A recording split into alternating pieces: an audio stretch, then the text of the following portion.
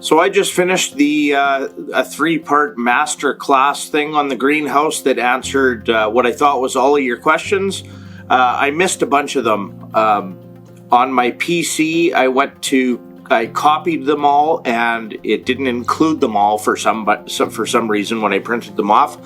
So this is the remainder of the questions, as well as there was some late questions, but I just wanted to cover everything because I said I would.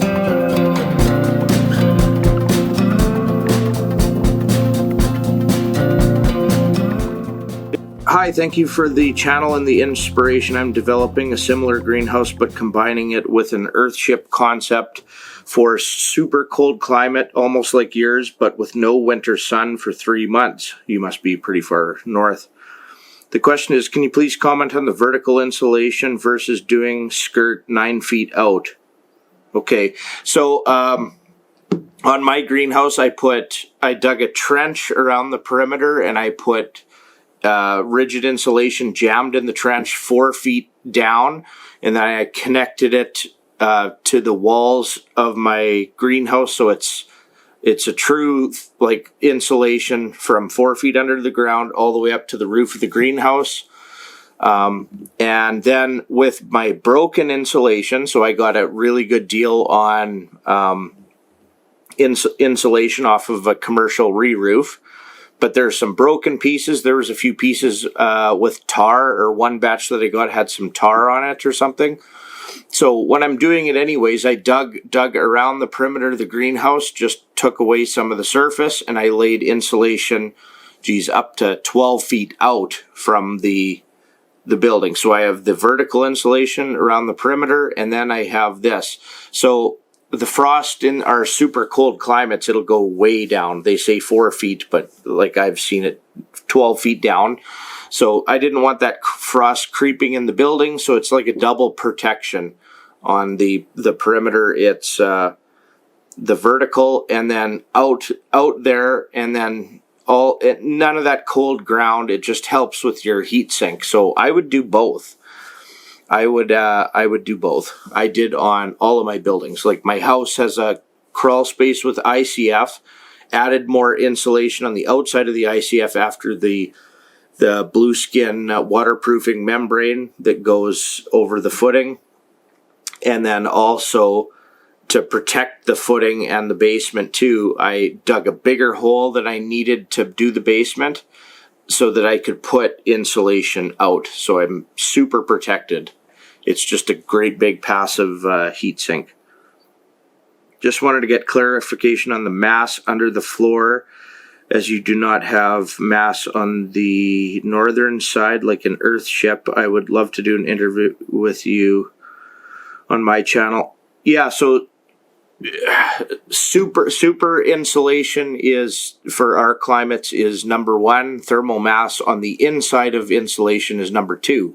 So if you did a great big rammed earth wall, or just dug it into a side of the hill, you still have to insulate on the cold side of that dirt or the rammed earth wall, because you want the thermal mass on the hot side of the greenhouse. So like where I have a super insulated wall, then I could do a rammed earth wall on the inside, and that would be great thermal mass and stuff. But I'm just using water. It just seems easier. So I got the concrete floor, and then water tanks all over the place. But thermal mass on a wall, you have to insulate it from the cold. Cost to upkeep the greenhouse, I covered that. Natural gas bill with carbon tax, $350 to $450 a month for my entire farm for 4 months, sometimes 5 months of the winter. Zero cost in the greenhouse for 7 months of the year. Is a larger south-facing surface area better than growing 4 feet down past the frost line for the floor of the greenhouse to use geothermal assist? Pros and cons. It's great as long as you don't have shading. So Wallopinis don't work. I covered that in that masterclass thing. If you dig down, make sure you're not shading the ground and the sun and your plants from the the super low angle of the winter sun. So it depends where you live. Wallapini could be great if there's no snow accumulation, and your sun angle isn't too deep. Breakdown blueprints, please. I covered that in the master class. Does it keep mice out? Yes, it does. So on the outside of my shop and buildings, they're all, and greenhouse, it's all pole buildings. So I would use puck board and dig it in on the bottom of it, and then tin kind of overlapping that so no mice can get in up the grooves of the tin or anything like that. You have to be careful, like ICF blocks, like my house crawl space is ICF, and it's a waterproof membrane for ICF, because mice will go into that foam, right? Like ICF isn't mouse proof. Almost nothing's mouse proof. It's like puckboard, plastic, a big membrane. Even I've seen sheets of galvanized fine like mesh for mouse proofing. I didn't use that because it's puckboard and tin sealed up. But yeah, no mice in the shop or greenhouse, unless the odd one squeaks in. Or like the greenhouse is opened up to the outside in like in the summer too, and I've never even noticed one rodent in there. They still can't get in the shop that's connected to the greenhouse because that door is closed. But yeah. So I previously asked if a smaller version of your greenhouse would work on my property in North Idaho due to the fact that I only get 100. Okay, I covered you in that thing. So you only get 174 sunny days a year, whereas I get 319. So that's not a lot of sunny days. So I would switch up your plan and almost do, instead of a passive solar greenhouse, do a well-insulated building with just a standard vertical, well-insulated south wall, but extra glazing than you would normally do in a passive solar house. And then I would use supplemental light, because that's not a lot of sunshine. It's not worth it. And my design, you wouldn't get all that heat that you need. Depends where your climate is exactly. But yeah, do some thinking. If you're low on sunlight, then do some alterations. Could you see your solar greenhouse being built as a primary living space? No. It gets hot in there, and then it cools off at night because of glazing. A passive solar house is different. All of the humidity problems, I wouldn't even build a house in a greenhouse. I know everybody's seen some of those videos in Europe where they'll have a big greenhouse and then build a house in it. I don't even like that. I like having my shop attached. I wish my house was attached, proper vapor barrier in between, and then the house built like a passive solar house, so it stays cool in the summer and warm in the winter like you want it, and a more equal temperature, and you don't need as much glazing because you don't have plants in there. But yeah, to connect them side by side, like big south exposure and a proper vapor barrier and exterior garden doors, so you can walk out of your house into the greenhouse in the winter, that would be the way to do it. But I wouldn't put it in the greenhouse, and I wouldn't make it a living space. Like with bedrooms and a kitchen and things. Like there's bugs in there. Too, in the summer it's like opened up to the outside. In the winter it's very humid. So yeah. Do you do consult? I'm looking to do a greenhouse at latitude 52. I did. If you still need it, I put up a consulting thing, and I put it for $500. That's an hour on the phone and as many emails and little follow-ups as you need to answer little stuff past that, but to help with whatever design that you're thinking, and you can pick my brain. And honestly, it's probably worth it. So way back in the day when I was built my first few new houses to temporary live in and then sell, I way overdid it. So some passive solar stuff, some super insulation stuff, right? Like, let's double the insulation in the attic. Let's add this insulation in the walls. It's worth it because it makes sense in my brain.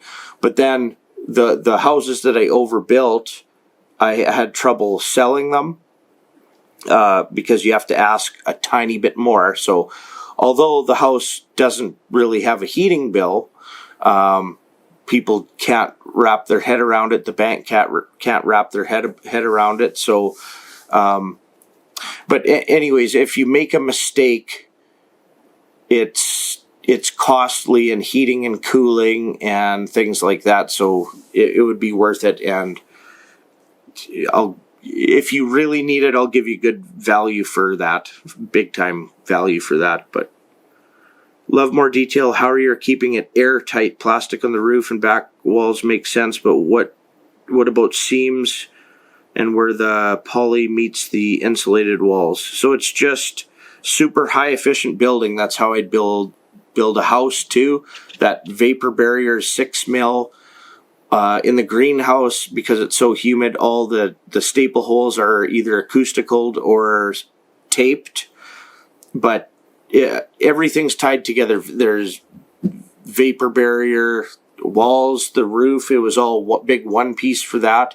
And then the 6 mil greenhouse poly at the peak is taped to the white silage tarp vapor barrier on the structure, so no humidity can even get to the polycarbonate. And then on the polycarbonate, the snap locking things to hold the sheets, like you butt a sheet up to the snap lock and hammer down the snap lock, that's like airtight. And then at the top, I used a very good flexible silicone to kind of seal up the polycarbonate, and at the bottom as well, and some of those triangle pieces are kind of hard to seal up polycarbonate, so kind of a flexible, good silicone for that. But being careful not to trap any moisture from, you don't want moisture sitting on any of your structure. And polycarbonate, it's like little tiny squares that run 16 feet up. The bottom of mine aren't sealed up. You need any moisture that gets in between to always leave. So yeah, it's just lots of acoustical, lots of tape, lots of staples. Vapor barrier is one of the most important parts to building in a cold climate. Maybe even over insulation, but well, the two, insulation, vapor barrier, and you're living in a super sealed up place. The Nebraska builder, I talked about that. I won't get into that again. Just watch the greenhouse master class video, I think I called it. For the size of the greenhouse, do you feel that you have enough growing space? If you did it all over again, would you do a different layout, get more growing space? Why plant directly in the ground over raised beds? Is there benefit one or the other? Also interested how you determine sun angle for the south wall. Okay, I did lots on the south angle, or the calculations for the sun. Raised beds are nice, but they dry out fast, so they take a lot more water. So it's convenient you don't have to bend over and things. Raised bed would also reduce, because I have a ceiling height to deal with. So my larger, like a dwarf banana plant is still going to get, like my one in there is like 14 feet high. So that has to be in the ground or as low as possible. If I had that in a 3-foot bed, that loses 3 feet of growing. Raised beds would block some of the sunlight, the shade. And then in-ground growing, I like the design I did. I've got a concrete path and a lap, like the kids whipping around in there. But I like my combination. I got the big front raised bed, and then partial in-ground, partial concrete, partial fish tanks with hydroponic stuff going to be right above the fish tanks. And for me, I'm young and I'm not moving anywhere, and it's going to be cool like the rest of my days, me figuring out these little things, maximizing the space, using different concepts. So multifaceted, I can do all my creative stuff and see what works best. But if you're wanted to make a business like a microgreen operation, you can just do all concrete and then racking systems and drains in the floor to keep it nice and clean or something. But for me, I like the multifaceted. Your roof was made with perfect size long eye joists. Could one extend them to make them longer? I have access to 30 foot by 20 inch, but would like to add 8 more feet. So, yeah, those eye joists, you got to watch. Like, I repurpose mine, and mine's on a low slope. So they were repurposed off of a floor system of a hotel, and then I checked the weight ratings, doubled up a few of them that I had extra, and yeah, just make sure you check your ratings. I don't have any snow load, even though it's a low slope. The snow just doesn't accumulate. It's where I live. The wind just blows off a little bit where the shop roof comes down and connects, but I have some double joists there just as extra. But yeah, watch what you're doing with repurposed material. It would be better to get structurally engineered trusses, but then it's way more money likely than the deal that you found. But just be careful and look up your ratings and yeah. Please name off the most easy no-brain things to grow that need little or no attention. Basically the same climate as me in Colorado. So funny enough, the bananas, those are like zero maintenance and they just take off. The only thing we had to do, or I had to take some pups off because they literally reproduce so fast and then grow more. And then those bananas I can't believe I took a pup off that was 12 feet tall and it survived. It had like no roots on it and I just kept it moist and it survived and it's growing more leaves. It's insane. But lettuce is pretty easy. Beets are easy. Carrots are easy.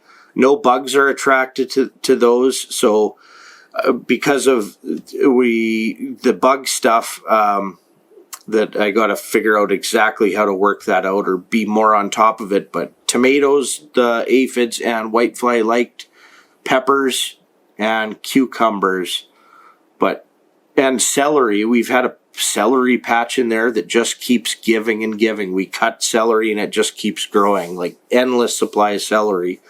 Herbs are awesome. They just keep giving and giving. Parsley was insane, like a lifetime supply of parsley. Yeah,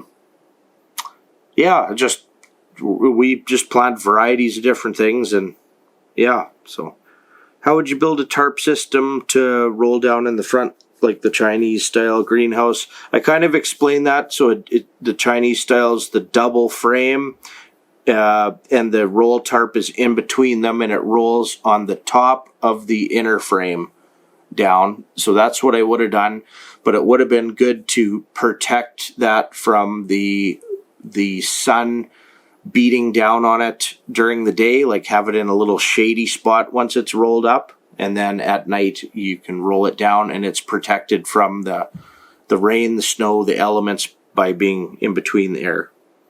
And that would be over. If you were thinking about doing a climate battery, that insulated tarp is way more important if you got endless resources to spend. Insulation's number one. So if you figure out that roll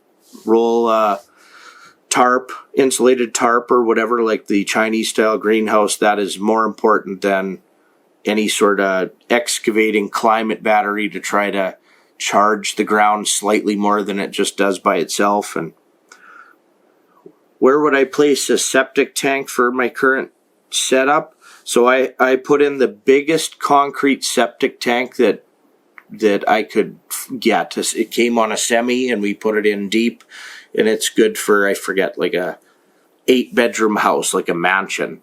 So I put that strategically in between my buildings. So it's for my house, my shop, and greenhouse is hooked up to it. Shop has like a full-blown bathroom. Greenhouse is going to have a bathroom.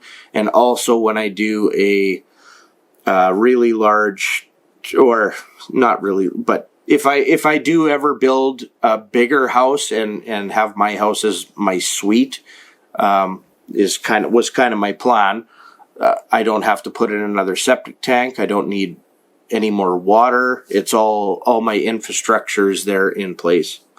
But if you're out just going to build a greenhouse and you need a septic system, then just put it close to there, or think about for future buildings where you'd put it. I bought 2 400 BBL oil tanks for extra water to be heated over summer via excess solar power to assist with heating, as I'm trying to avoid using gas to heat over the winter. So many things to incorporate.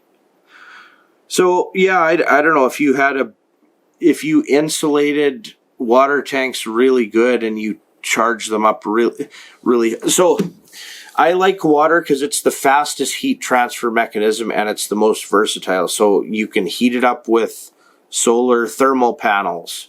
You can put an electrical coil and heat it up with solar photovoltaics or excess electricity that way. But it does have a high point, right? It boils at a certain temperature. So then, like the little bit that I know about the sand battery that seems to be a talking point. I've seen a bunch of people talking about it. Sand you can heat up way hotter. So if you had a big thing of sand and you heated it up way hotter, it would be more slow release. Would it be enough for the winter? I don't know. I have my doubts. But water for like interday. So if you had those solar evacuated tubes and a couple big insulated storage tanks for water, it would be like interday. When the sun comes out in the winter, that you're going to heat up that water, and then at night when you need a lot of heat, it's going to pull the heat out of the water quickly. So would love to know how to get started because it's overwhelming looking for land and considering laws, regulations, what temperature at night without any heating. So I've never actually done that without heating because of our tropical plants, but keeping it 10 degrees Celsius at night is hard. It would be much easier to keep it above zero. I would say it would barely have a risk of frost unless it was the minus 35 or minus 40 Celsius snowstorm or super overcast the day before. It would be like it would probably freeze during that. But for the vast majority, I don't think it would go below freezing. Like it would be just those odd, weird days or 1 week a year or something. But the difference between keeping it 10 degrees and 0 degrees is when I need wood and natural gas. So if a push came to shove and it's too big of a pain to keep it, then I just lose my tropical plants and I can have some lower temperature plants in the wintertime. How do you get started? That's hard. Life is just hard. My secret to life is work really hard, but really smart. So you could work really hard. You could work, 3 little part-time jobs, but that's just for this paycheck. You have to work strategically hard to get where you want. So I worked really, really hard. So I put in a lifetime worth of work in my 20s for sure. Like I could retire with a pension because I put in that many hours or something. But and entrepreneur, working for yourself and building things, and you need a certain amount of capital to do some of the things I did. So just keep at it, work hard. I was wondering in your new greenhouse if you were going to put a cold sink, a trench for the cold to go down. Some people are putting hot air down during the day from the top of the greenhouse with a solar fan. I thought a culvert would work. Yeah, it's kind of like a climate battery where they use that weeping tile, but they just have a trench, it sounds like. I don't know, that would get rid of a lot of floor space, and in a cold climate, super insulated buildings, efficient buildings come at a premium because they cost a bit to make them. So if you did a trench, maybe you'd lose some floor space, but I know exactly what you mean. You could, heat rises and cold goes down. One thing that just popped in my head is I am moving air constantly, day and night, to make my plants strong. And maybe if I stopped the fans at night, it would be less heating because I'm blowing air at the south end, which is the only place where I lose heat. But there's so many good ideas. Oh, you said use decking for a walkway over the top of the trench. Yeah, or you could dig in fish tanks as well and put a walkway over and then have actual production under there, and water storage would be something cool. How many times have you had to fire up the natural gas furnace? So in January, that furnace, maybe it would come on for a little session 3 a.m. till, I don't know, 8 a.m. once in a while to keep it 10 degrees. But in December, it ran quite a bit. But again, it probably cost for 4 or 5 months of winter, electricity and natural gas, $800 for an entire year, an entire season of keeping it 10 degrees.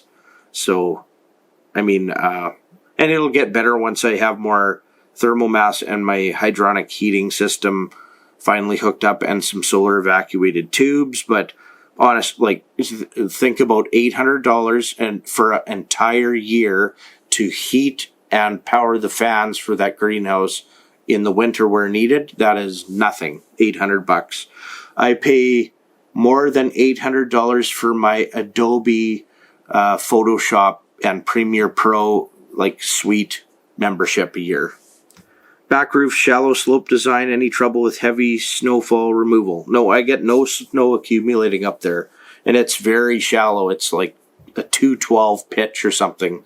But yeah, no issues with that.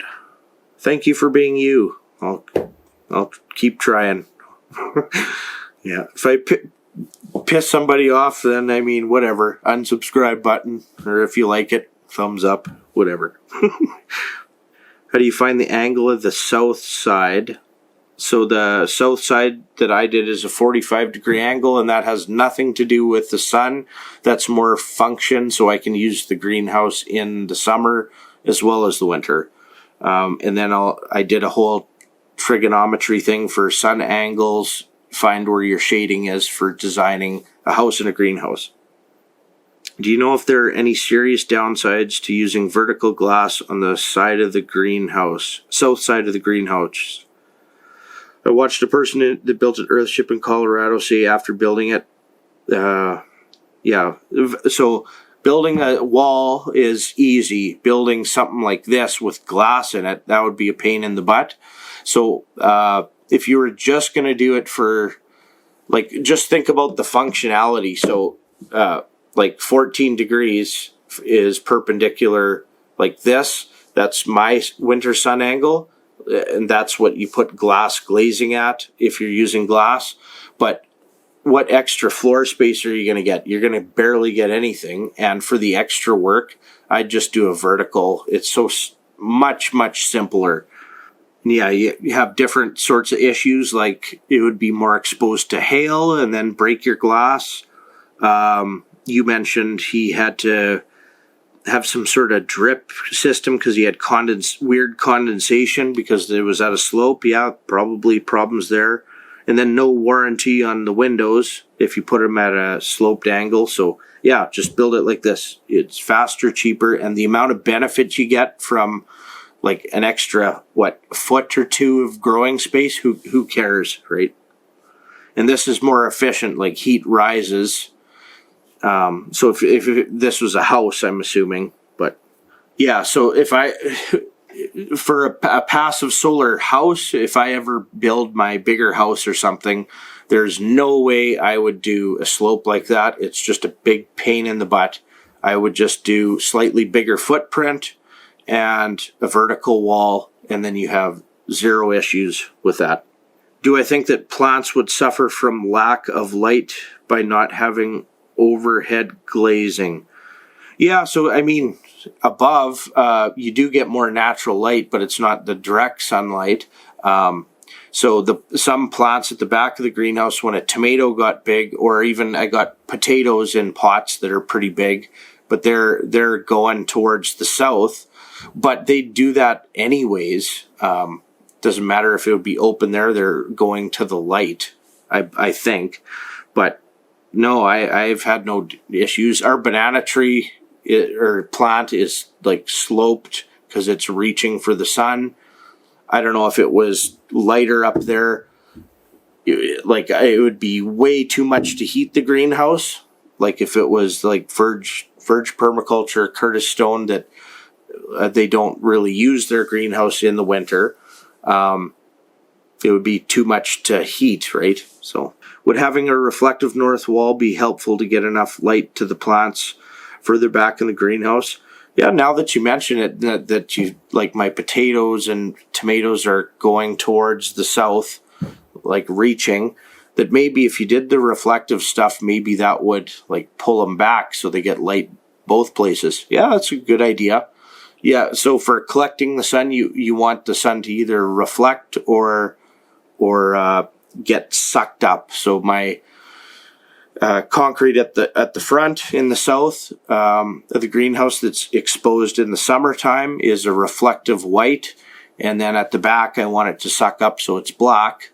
But at the back you could have some fish tanks, and then if you want to keep the trout fish tank cold or cooler, you could put reflective stuff and it would, yeah, that's a cool idea. So, are there any good reasons to not make an all-in-one home greenhouse combination? Government rules would be about the only thing I can think of.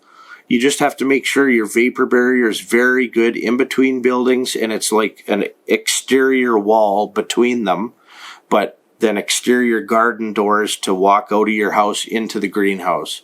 So it's like two separate buildings, but then putting it together, all of a sudden you don't have to heat an exterior wall on the house and an exterior wall in the greenhouse because you put them together.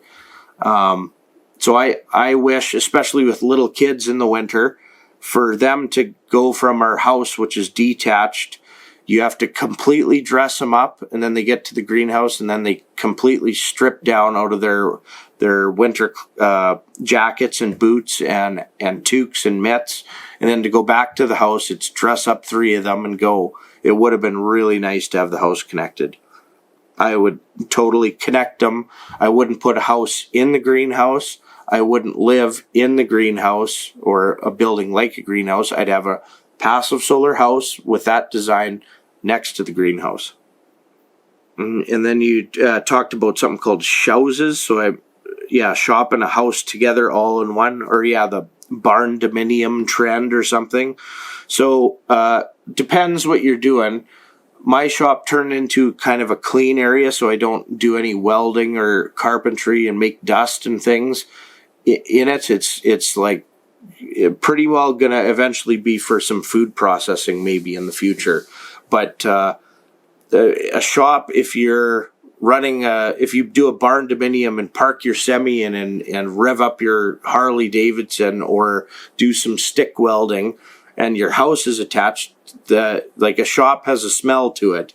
So, I mean, I like connecting them. So instead I wouldn't do a barn dominium or this, it would be a house and a shop connected but separate. Like everything's exterior and a vapor barrier and exterior door, exterior window in between, so they're separate.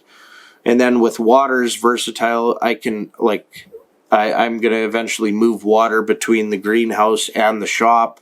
Both have the PEX in the concrete, but you could do the same with the house. And then again, I'm collecting water rainwater in the greenhouse, but I can't really utilize that for the house. But if the house was attached, I could use that same system.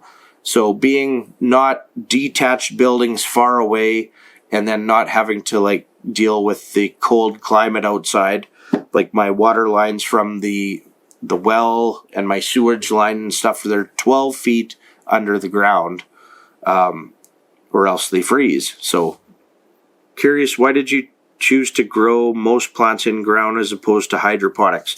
I like soil gardening the best. It is the easiest, most passive way to do it. Literally, it's just giving them some water and, you know, maintaining good soil health. But living soil will get you your best finished product for food over anything else. So hydroponics, you have to buy a synthetic thing or something and you know, keep that system. Then you have pumps. It's expensive to set up a hydroponic system. I just like soil growing in the ground. It's, if something bad happens in the world and you got no electricity or heating, then who knows? Maybe I don't use the greenhouse for a few months in the winter, and then in the summer it's just like a garden but inside. So you just have to get it water. You don't need a water pump. The water pump screws up and yeah. Hi. Have you considered to make an EMP proof system? So my truck is EMP proof. I don't know, my buildings are metal. Everything's metal on the outside, so it's fireproof, windproof, flood-proof with my drainage, how I did it from scratch. And then I don't know if it has protection from electromagnetic pulse, but I get some pretty poor cell reception, and the cell tower is not that bad. But I have made Faraday cages, a few different kinds, one out of a garbage can, put radio equipment in. Yeah, I've thought about it, but it's just another thing. Like my truck, it's a farm truck. I use it all the time. I keep it up. It's not just there just in case, but I use it, and that's an EMP proof truck. There's no computer in a first gen Cummins turbo diesel from 1989 to 1991 and a half and then in 1991 and a half they used put an ECM in that controls a few things, but mine is 100% mechanical. It'll have a little relay for the windshield wiper thing and the signal lights and the headlights, but otherwise it's mechanical. So how long before my banana tree starts producing bananas? I would sure like to know. So we bought those and they were labeled, and the one looks bigger than a dwarf banana. It's massive. But yeah, somebody told me I have to plant them in threes. They're getting the proper nutrients. They look super healthy. So hopefully sooner than later. But again, a banana plant, the big mother plant gives off bananas all at once, and then you harvest those bananas, cut down the mother banana, and the next pup grows super fast, and then a year later produces bananas, is what I was kind of told. But any trouble growing lemons? Our lemon plants are slow, but they survived. Mango I can't keep alive.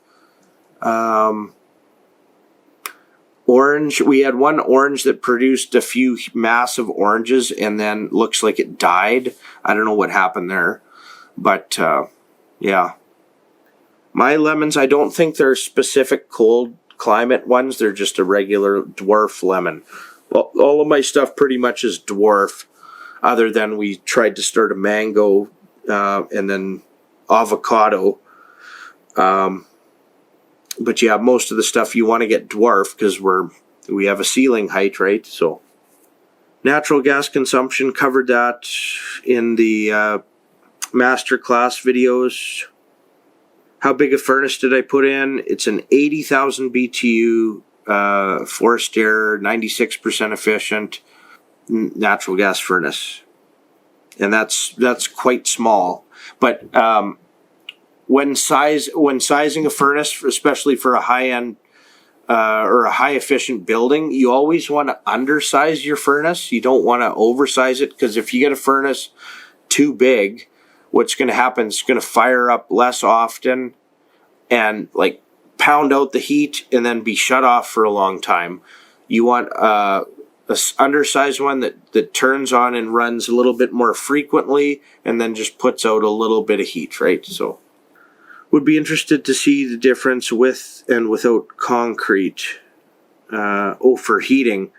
Yeah, concrete would have helped. The sun warms it up, like it's nice and warm, and bare feet in the wintertime. It makes a difference. All thermal mass makes a difference.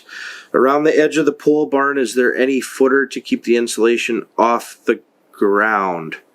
So when I connected the in-ground stuff, insulation, then in my pole building, I used outdoor wood at a low level to make a level beam kind of at the bottom, and then there's more rigid insulation, and then I spray foamed it all together, and it shouldn't really move that much, right? It's kind of like a void form. If you've ever done a piling and grade beam thing, there's a void form underneath, like a piece of insulation that can squish with the frost or whatever. But because I'm probably past the frost line and things, I don't think it's going to heave or anything. Curious how the building was set up for just the transition to the ground. Yeah, so at the ground, then I have a nice level surface, and then I could start there with my rigid insulation and do the rest of the walls. So I just had to connect the in-ground insulation to the, like, 8 inches or whatever to a 2x10 on the flat, perfectly flat, so I could start this process and then spray foam just the bottom all together, if that made sense. This must be the most anticipated video ever. Everyone questions. Some that one has, some one hasn't thought of yet. Can't wait. Yeah, sorry I missed him in that video, but it was getting too long as it is, so it's kind of good I'm doing it in a separate thing. Because I missed them all because of, I don't know, YouTube deletes comments sometimes, but for some reason I printed them all off and it missed a whole bunch of them. I just realized here today. But angle of the south glazing, 45 degrees. Slope of the back roof is like a 212 pitch. Would you consider going into detail Chinese style greenhouse? I did. Front with my Chinese style front with my back end. Yeah, that's probably the best design ever. So if I was to do it over again, I would do a double frame with a roller blanket, spend more time and money doing that, because that's all my heat loss at night. So that's the best thing about the Chinese style greenhouse. How do I like the bus windows? I like them. They're easy to open up on the outside, but after like my design, it's half shaded in the greenhouse, and then if I open up the overhead door and the other doors and everything else, it doesn't even overheat really. So those bus windows, I almost didn't need them. So would I put them in again?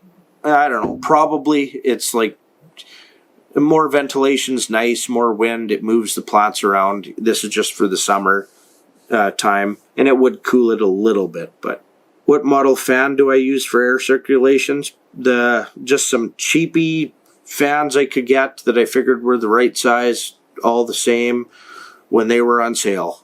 I mean, fans are I have a graveyard of fans, both good, bad. And I made sure there's 3 settings on, and at the high setting they just pull 100 watts, so I kind of know the electrical consumption. Some of if you got an old furnace fan or an industrial shop fan, or I actually have, I bought, but I can't use it because it would cost so much electricity.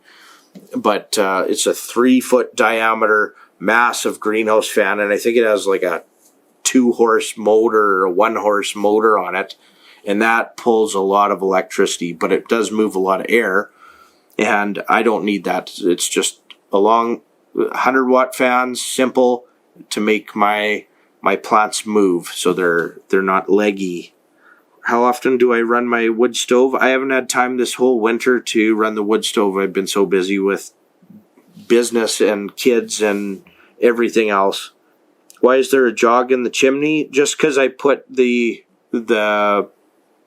chimney through the vaulted ceiling where it was most convenient and close to where I wanted it.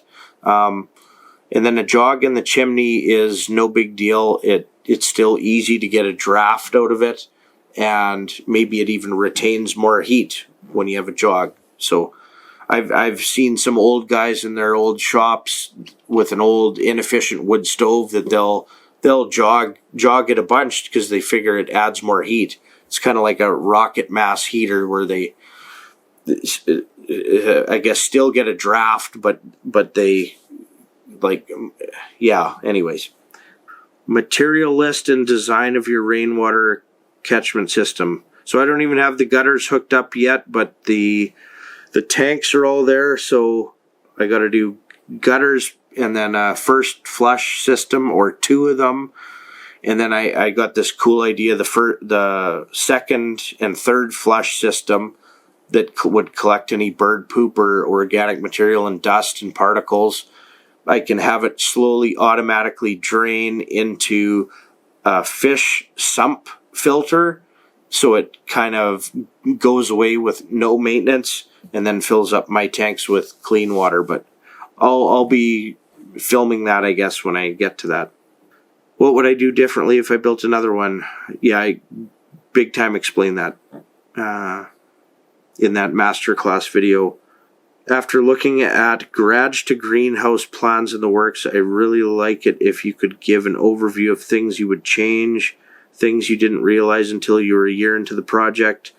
I'm looking at a truss sizes and not adding a center wall to just focus on a large open greenhouse that will have some concrete at the rear to act as a battery spot for projects. Yeah, so I really like that I was able to find that deal and then not have posts and beams in the middle, so it's just big and open.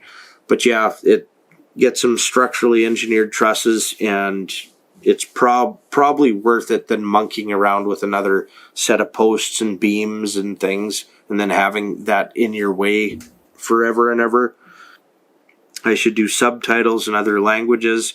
Yeah, I'll figure that out one day, but we'll do that. What issues have I had with local government building permit systems or building code issues? I got into that in the master greenhouse class.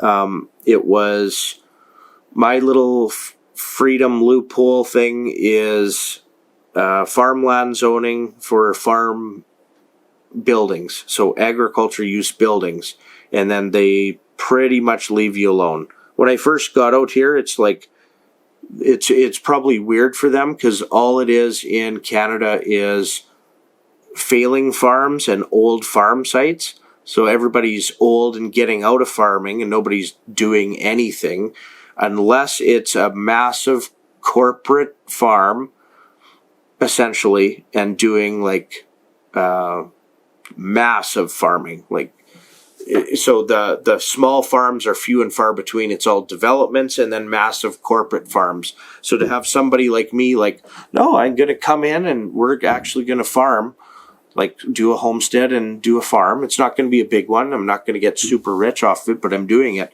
They're like, well, we've never seen this before. So, yeah, it was a pain at the beginning, but then they leave me alone.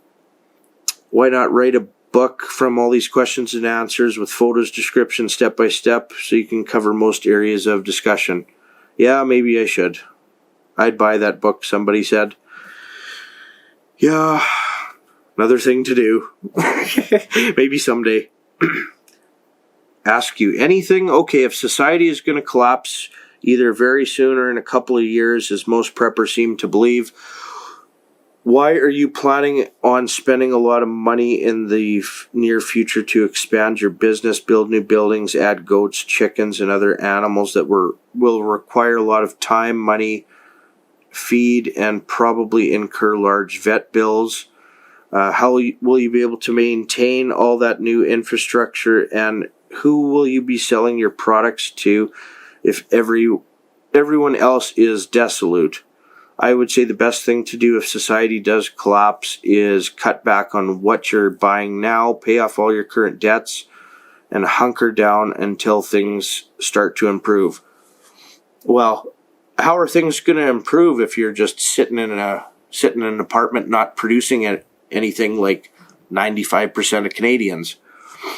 So when I started to learn things that gets you afraid, like you get red pilled and learn some things, and then learn about, you get scared, like, oh, we actually don't have money, it's a currency, and they inflate that away, and then you learn economics, and then you learn the healthcare is fake, the food is fake, they're poisoning you with fluoride in the water, they don't teach you anything relevant in school, and then the whole system's essentially a Ponzi scheme, but whatever. You get scared, so you're like, you go to the most extreme.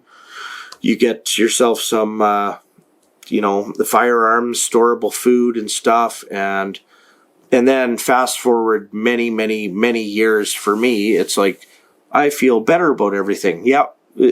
Stuff's going to be burning around me. People's quality of life is going to go down, but I'm out here kind of living my best life anyway. Now, if you say pay off your debts and hunker down until things improve, so in all these different systems, so whether it was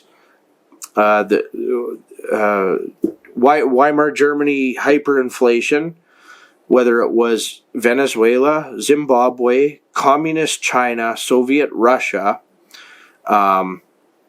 anything, if you lived rurally and were self-sufficient and hyper personally responsible, life didn't change nearly as much as it did for the person who paid off their debts and they're sitting in their apartment, right? So, but I switched industry, so I don't want a bunch of crappy houses with huge property tax bills in the city. So I kind of got out of that and switched gears. So now my business is like super long-term healthy preparedness food, right? That is cheap enough you can actually eat it on a daily basis. So if that business takes off, then I have more inventory.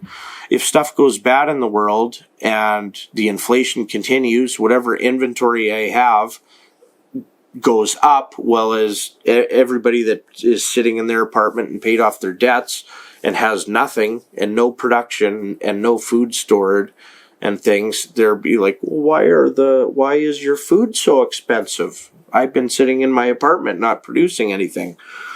But what is society collapsing to you? I guess it depends. So if a nuclear bomb went off, and then, or not even close, but then we had some radiation problems, is that the world ending? No.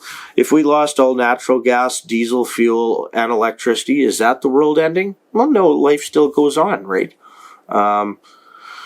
If hyperinflation is actually inevitable in Canada now, I'm pretty sure. I used to think it was just like super high inflation, but no, hyperinflation is going to be here at some point. Probably at some point. So if you're sitting in your house and you don't have a business, don't have inventory, don't have any production capabilities, and any one of these scenarios comes along, you're screwed. And then the person with business and inventory and production capabilities, their life doesn't change very much. And hyperinflation too, or just high inflation, if you're producing something and have a system in place, you win, right? So it's in Canada, it's like all government workers, right? So government workers, it's the same classification as welfare. in the finances of economics. They don't pay any tax. They're a tax hemorrhage. The taxpayers have to pay for a government worker, or they have to print money to give to the government worker. So it doesn't create any value in the economy and things. So hyperinflation's coming, I'm pretty sure. Where was I going with that? But okay, so all these people, why getting a government job? Because I, it's not hard work. I get all these benefits. I just have to, take whatever injection they say, but then, but I get a pension at the end of it. Well, in super high inflation, if not hyperinflation, you're going to get your pension. I 100% guarantee you're going to get your pension. So if it's just the Canada pension and you're promised $800 a month, you'll get that, but $800 will get you, a dozen eggs for $800 at that time. So you'll get your pension.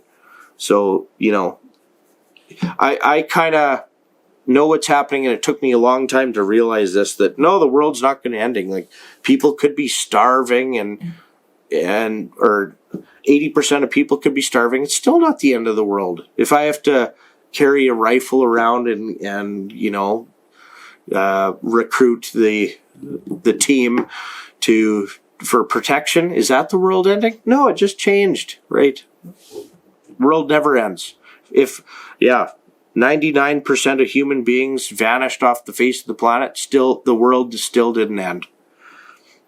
Would love to hear more about the trout aquaponics and the whole water system.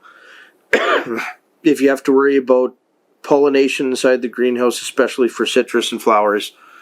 So yeah, pollination by hand. The wife enjoys doing it. We even let our kids do it, some pollination. And then I just have one trout tank and one tilapia tank. They're like two test things, and I haven't had time to set anything else up. But the gravity rainwater coming in, or I can fill it up with a well, high on pallet racking, and then everything else is mostly gravity, and then using the fish fertilizer for water changeovers. That's nutrition for the plants. So I'm making my own fertilizer in like an indoor cold climate permaculture thing, as best we can do where I live. And when I do a whole system and it's beautiful and I finally get around to it, I'll do a video. How would you approach it if you were in a warm climate, South Central Texas? So there, do you even need a greenhouse?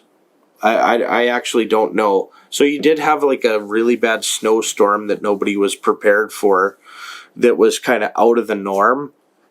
But you wouldn't do a deep winter greenhouse. What would you need that for? You probably need some sort of structure that's more for shading in the heat of the summer, I would imagine.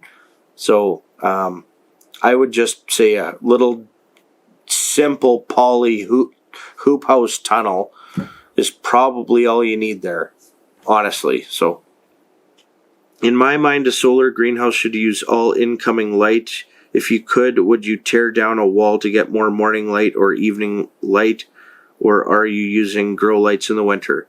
You pretty well can't, right? So you need all those insulated walls, or it's just too much for heating where I live.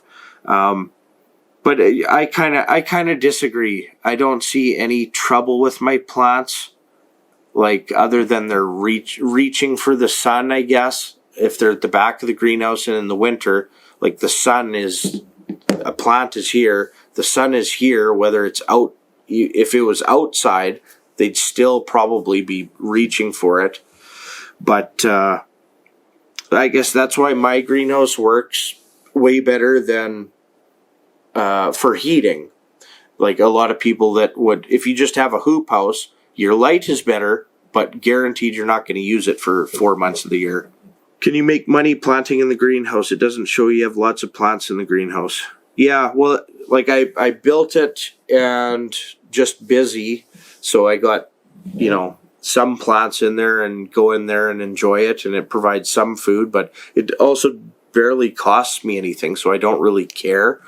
Like if I built a massive gutter industrial greenhouse and had a $10,000 or $20,000 natural gas bill per month, and I have to produce and stuff, then that's like stressful, and you do it as a business. But for me, I'm just busy and don't really care. When I have time, I'm gonna make some systems and putz away at it, and it would be like somebody asking, can you make money in a 3,000 square foot garden? The answer is yes. Are you going to get rich? No. Can you do it? Yes. And then with mine that doesn't have large operational costs, you can make a bit. Yep. You want to learn about my background regarding framing or building? That would be interesting.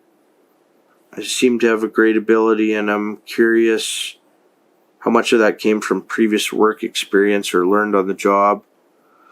Yeah, essentially learned on the job. So I wasn't a framer and worked for a framing crew. I wasn't a roofer and worked for a roofing crew. I wasn't a plumber and did plumbing pipes. I worked for a small construction company, private company, for little pay and a lot of hard work. But I was able with that to take projects from nothing to completely finished with every step of the way multiple times.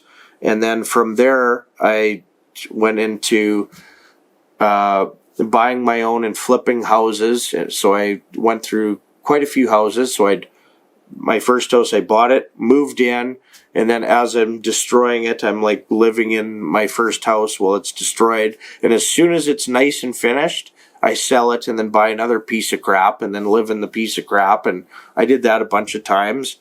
Some advice for a young person would be, it's really important information to be handy. Nobody's handy today. If you know how to do something and you're competent, that's why I'm not worried about anything ever. There's a million ways I could make money, right? It's like, can you make money in the greenhouse? Yes, but I can also make money on the goats, just firewood. But I'm just one person, right? So I'm kind of making a system where I can get a helper that handles a system, and the helper gets paid from that system, and hopefully I get a little over and above. And then I create something else over here, and then it's enough that I'm going to create a helper, like enough that they can be paid, right? It's not like government. I don't have a printing press to pay an employee, and government makes working for them so desirable that it's tough to find somebody that wants to work in the private sector. So it's kind of funny. I should reevaluate my value, and people like me should reevaluate what value we provide. So the people I hang out with, they're handy, competent, hardworking people that know a lot of things about a lot of things, but apparently that's not the norm anymore. I've talked about this with some people that know what they're doing when it comes to doing things. Like, what is the value in that today? It's extremely valuable information. But when you're a young person, don't take a job for the money. You take a job for the experience. So, for instance, if you were, you liked fancy things and you want, instead of working, like drywalling and building things and learning hands-on, you go be a lifeguard or something where you can hang out at the pool and look cool, but you learn absolutely nothing. That's kind of a waste of your life, right? So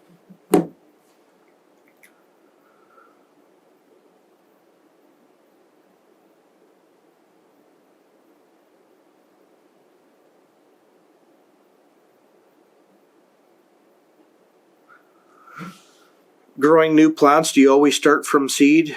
No, it saves a lot of money, and lots of times because of our climate, before we had the greenhouse, we try to buy seedlings and things because our growing season outside is so short. But now we started onions for our outside garden in the greenhouse already. The wife did from seed. Like it literally, you start them in January so that you can move them outside into the garden so the onion gets big enough before it freezes and is a frozen hellscape again where we live. So the greenhouse makes it even better so we can start things from seed. But again, it just takes time, and that's the biggest thing I'm short of. So, is it possible to make a home like yours in the desert of northern Nevada in the ground? I want to build a partially exposed portion and a complete underground home. I don't know exactly about your climate, but I would imagine it's dry and cold. Cold at night or cold in the winter.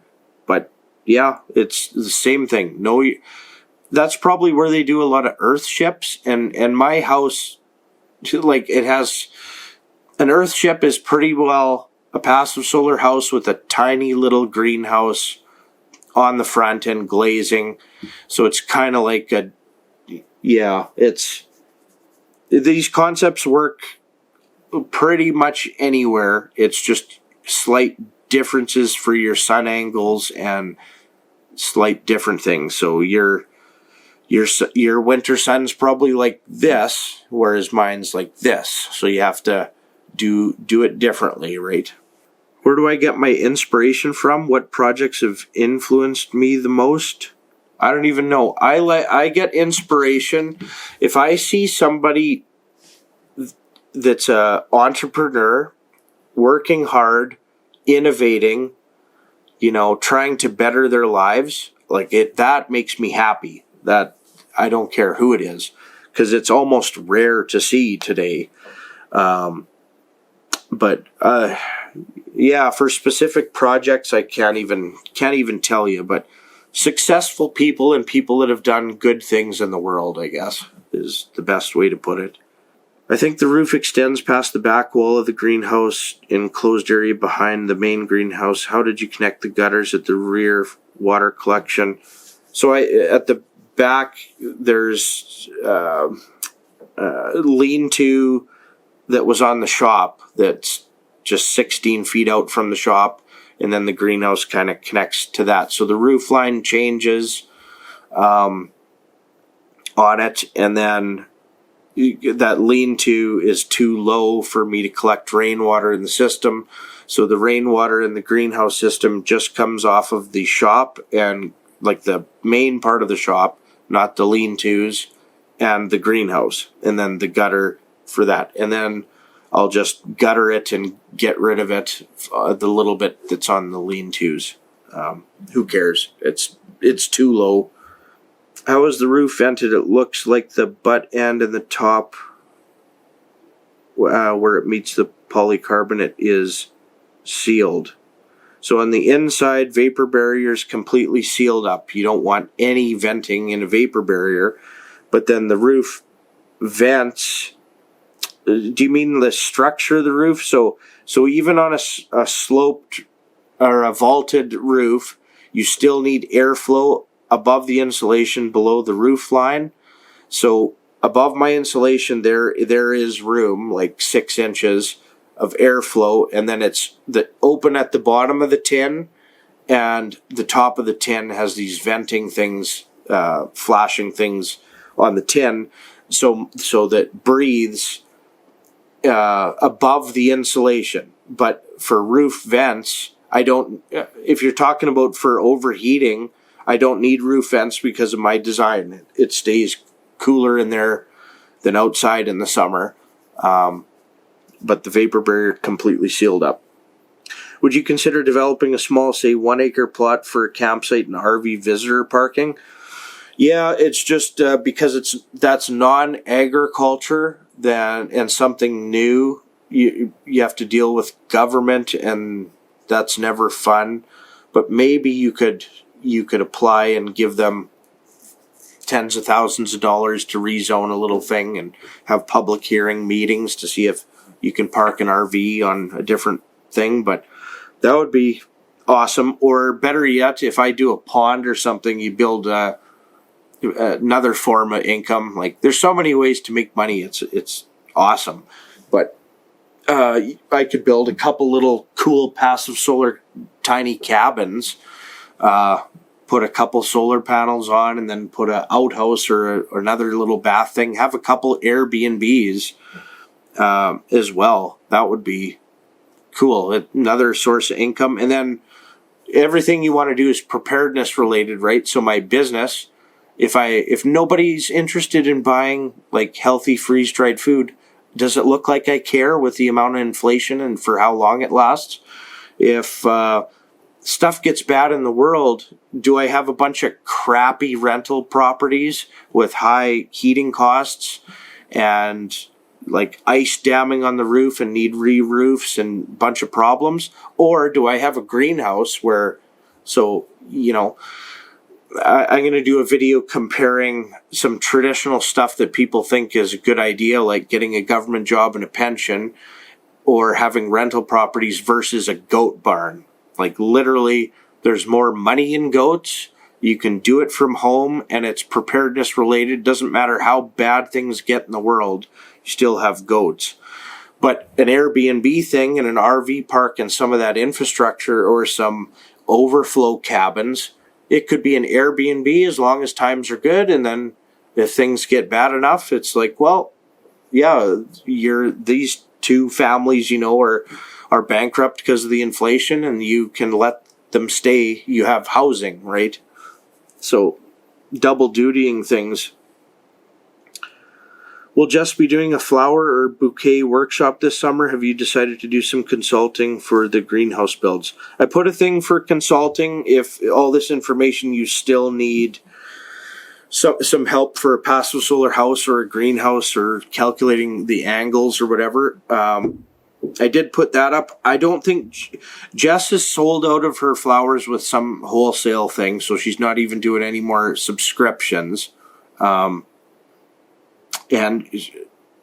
we're both just so busy. I'm not sure if she's going to do a workshop this summer. I haven't heard her talk about it for a while, so I'm not sure.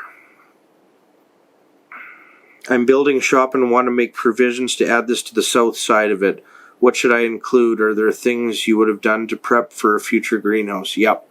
I screwed up on my shop. I was going to throw up this just as a storage building, but then it took too long to sell our house in the city. I ended up insulating and kind of finishing this shop and changing my plans, but I should have put my trusses facing south so I could put some heating panels or solar electric panels there. And then if your eave is there, you could have if your truss is like this on the shop, and this is south, you can build something on here like a greenhouse there. But if I was integrating a shop and a greenhouse, I did a video on that. I think I called it high efficient building. It's me holding a piece of paper, but you build the greenhouse partly in the insulated part of the shop building. So to integrate the two, and that would be, if I had the money, resources and stuff to do it in an all-in-one build instead of like, I got to do this for a couple years and then this for a couple years, I would do that like all at once. But yeah, go check out that video. I won't explain it further than that. Still waiting on that breakdown of any holes in your defenses, patrol routes and times, and which rock you hide your key under. Yeah, it's because of the life I created. There's always someone out here. The gates are always closed. You know, it's dangerous for somebody to come out here that shouldn't be out here. So, but yeah, even if I'm not home, like the wife is a better shot or somebody else is out here, there's always somebody out here. And that is your number one defense. Doesn't matter if you have a castle, but nobody's there to protect it. You need somebody there to protect it. But anyways, that was probably just a joke, and I took it literally like most things. Angles for calculating the sun. That's in that masterclass YouTube videos.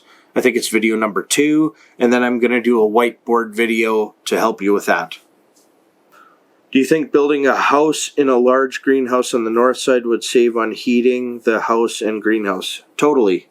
Connecting buildings would save a ton of money. I wouldn't do a house in the greenhouse. Again, I would have an exterior wall, exterior doors in between the greenhouse and shop, or greenhouse and house.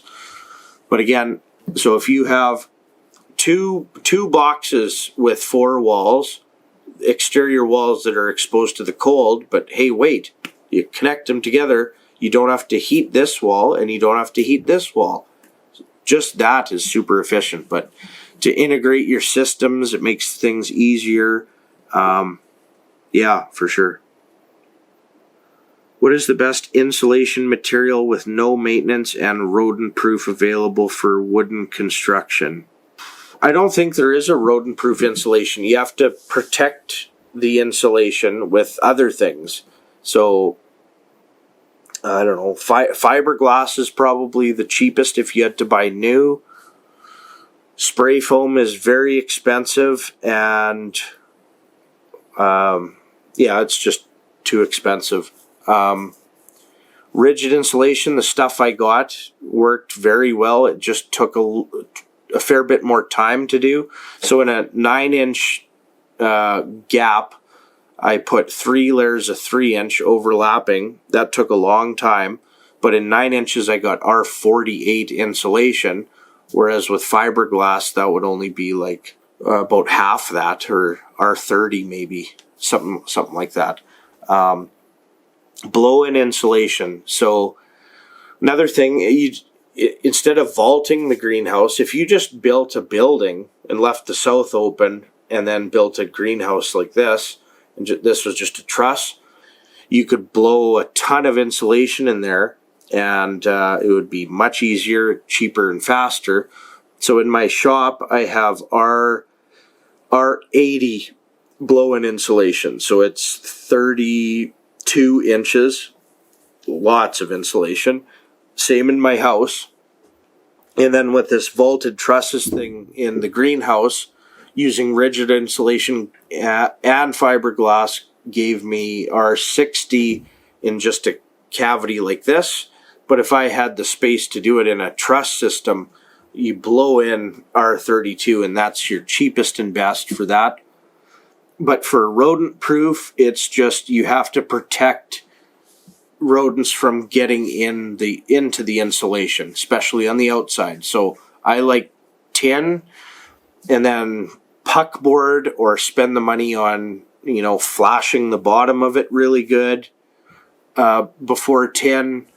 Really good J channel or something. Make sure those rodents can't get in there. And then any insulation, like even ICF construction, insulated concrete forms, or structural insulated panels, that's white styrofoam, like polystyrene insulation, and mice love that. They'll take out a ICF house, all the insulation in it.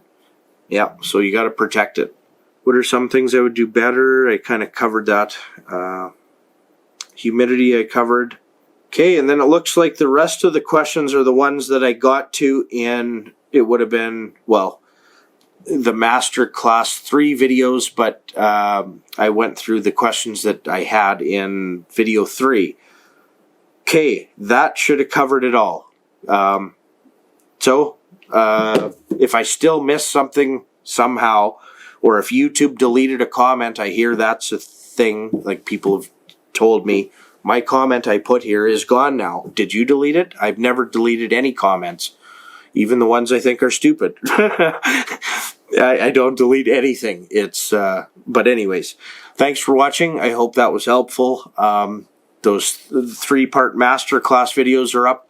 The first one I talk about climate battery, geothermal, the south end construction, things like that. The second one I talk my entire cost of the greenhouse, like part 2 of 3, and the heating costs and things like that. And then part 3 is covering up the loose ends.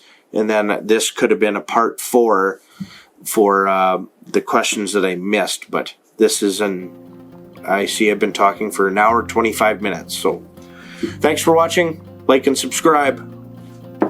Catch you next time.